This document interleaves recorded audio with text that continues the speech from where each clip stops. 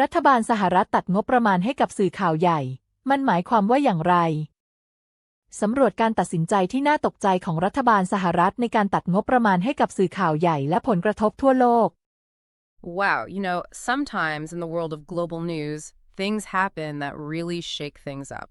Yeah. And today, we're looking at a pretty big one. The U.S. government just pulled funding from some huge international news outlets. We're talking Voice of America, Radio Free Europe, Radio Liberty, Radio Free Asia, like some really big names. Yeah, definitely a move that's got a lot of people talking, and not just in the U.S. Exactly. So what we want to do today is unpack this a bit. Like, what's the reasoning behind this decision? What are we seeing happen on the ground right now? And how are different countries reacting to this? Yeah, because it's a pretty complex situation, right? We've got a whole stack of articles here from Giselle Ruhi-Ewing, Ketrin Yochikova, Reuters, Aaron Hale, and RFI.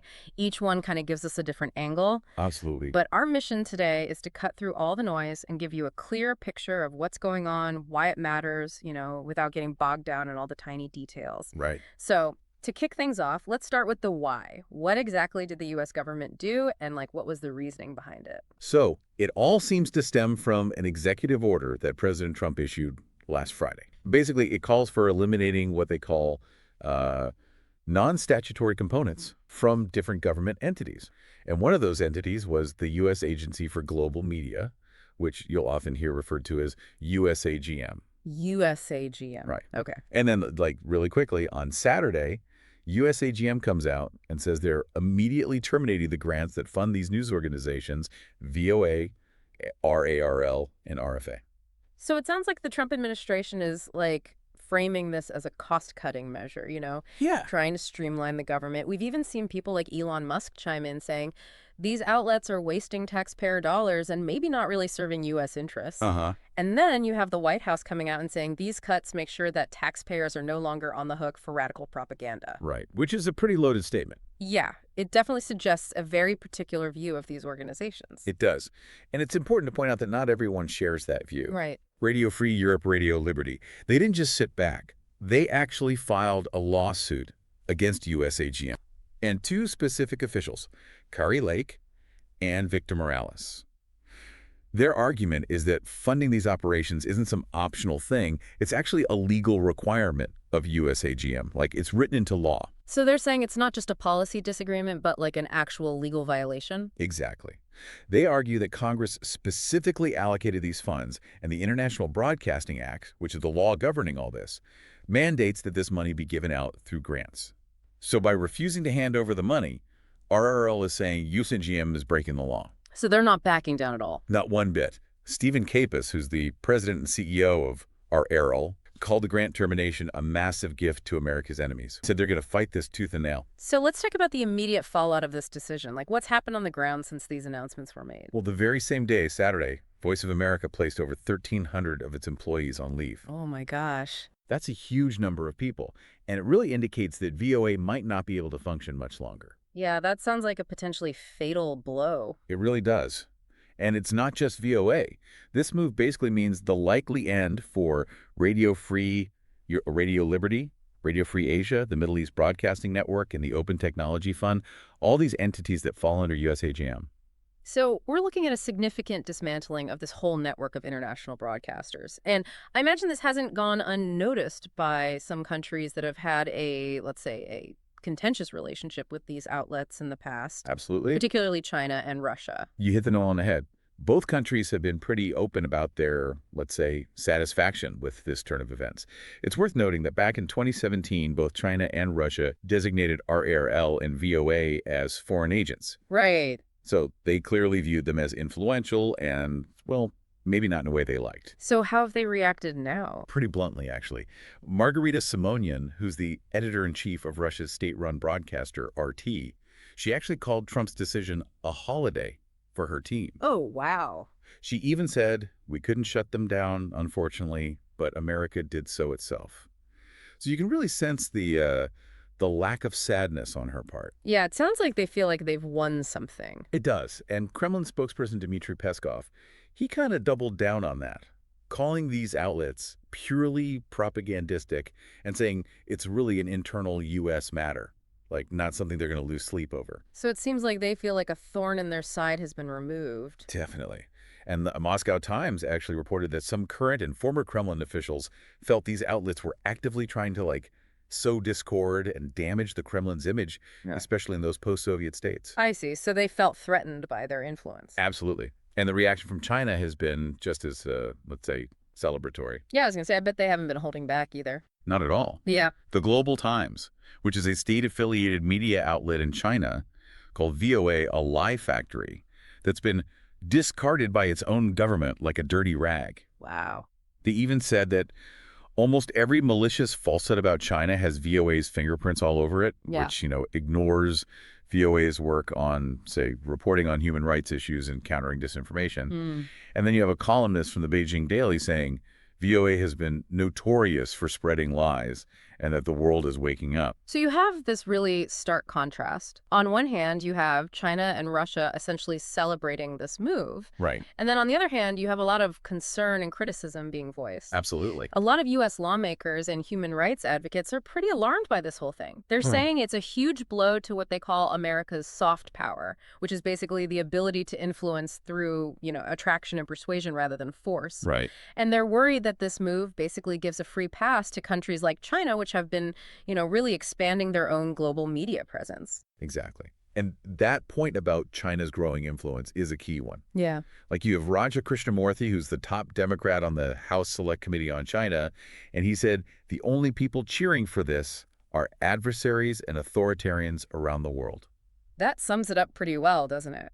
It really does. Like, that's the core of the concern right there. Yeah, and it's not just Democrats who are worried about this. Oh, right. Okay. You also have Republicans like Young Kim, who chairs the House Select Committee on East Asia and Pacific, and Michael McCaul, who used to chair the House Committee on Foreign Affairs.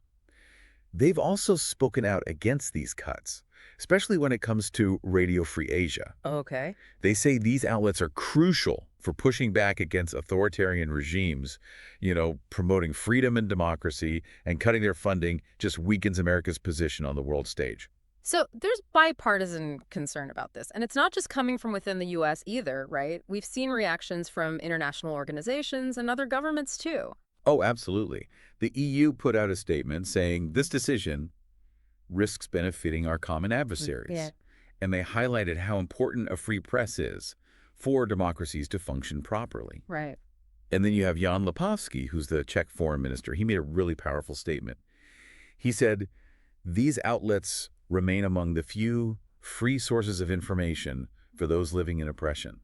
And he's even looking into ways to keep R4L running. Wow. Like, that really shows how much some countries value these organizations. Yeah, it really underscores the importance of what they do. Absolutely. And it's not just governments either. The parent company of RFI, which is France Medias Monde, they got together with Germany's Deutsche Welle and released a joint statement. They said they were really worried because this move could cut off millions of people from what they called a vital source of balanced and verified information. It's easy to forget, when you're reading these headlines, that we're not just talking about abstract organizations here. Right. We're talking about real people who rely on this information, in their daily lives. Absolutely. And the articles we read really drove that point home, didn't they? Like, we heard from journalists and activists in places like Myanmar, Vietnam, Cambodia, Laos, who depended on these broadcasts, especially during times of crisis when their own media was censored or unreliable. Yeah. Like, there was this one quote from a Burmese journalist who said that when VOA started broadcasting during the 2021 coup, it felt like a light had been switched on. Right. It really shows you that for some people, these broadcasts aren't just news. They're like a lifeline, They really are. providing access to information that they wouldn't otherwise have. Absolutely. And we heard from Chinese democracy activist Gao Yu, who was really heartbroken by this news. She pointed out that the Chinese authorities were genuinely afraid of VOA and RFA. And Uyghur activist Raihan Assat said that cutting funds to RFA would be devastating to the Uyghur cause and basically a gift to their oppressors. She emphasized how important RFA has been in documenting the abuses against the Uyghur people. Right. And when you hear those stories, it really makes you think about the history of these organizations, Like, Voice of America was founded during World War II to counter Nazi propaganda. Right. And then Radio Free Europe came about during the Cold War to broadcast uncensored news into the Soviet bloc. To get information past the Iron Curtain. Exactly. And Radio Free Asia, they were founded in 1996 with a similar mission, but focused on China. Yeah. So their whole purpose from the very beginning has been to provide independent news in places where freedom of the press is really restricted. VOA eventually grew to broadcast in over 40 languages, reaching this massive global audience. And RFA built up this whole network of on-the-ground contacts, allowing them to report on really sensitive regions. Absolutely. Now, it's important to acknowledge that these outlets haven't been without their critics, right? Yeah. Like, the articles mentioned some past concerns about journalistic standards and inconsistencies, particularly within VOA's different language services. Right. There were some issues raised. Like, there was a quote from a former VOA journalist back in 2013 who talked about how the quality of journalism could vary a lot between different language desks. And then in 2025, another former VOA journalist expressed concern about what they saw as a lack of professionalism and neutrality in some departments. Yeah. So it's a reminder that even these big, well-established media organizations can have their internal struggles and face criticism. Right. It's important to keep that in mind. Okay, so let's take a step back and try to summarize what we've learned. We have this situation where the U.S. government has decided to defund these long-standing international news organizations. And the main reason they're giving is, like, fiscal responsibility and making sure these outlets align with current U.S. interests. Right. But that decision has triggered a lot of reactions, both positive and negative. Definitely. Like, you have Russia and China basically celebrating this move as a win for them. And then you have U.S. lawmakers, international organizations like the EU, human rights advocates, and, most importantly, journalists and audiences in countries where these outlets were a vital source of information, all expressing concern and criticism. Right. So the future of these media outlets is really up in the air right now. Yeah. And it's hard to say what the long-term impact will be on the global information landscape. But it definitely raises some important questions, doesn't it? It really does. Like, if you think about the history and the original mission of VOA, RFE, and RFA, what does their potential disappearance tell us about the state of the world today? You know, the struggle for information and influence. Right. And what responsibility do different countries and organizations have in ensuring that people around the world have access to reliable news? Like, who gets to tell their story and who gets to hear it? Yeah. Those are really important questions that we all need to think about. Definitely. So thanks for diving into this with us. Of course. Thanks for having me. It's a complex issue, but hopefully we've shed some light on it for you. Yeah. And, as always, stay informed, stay curious.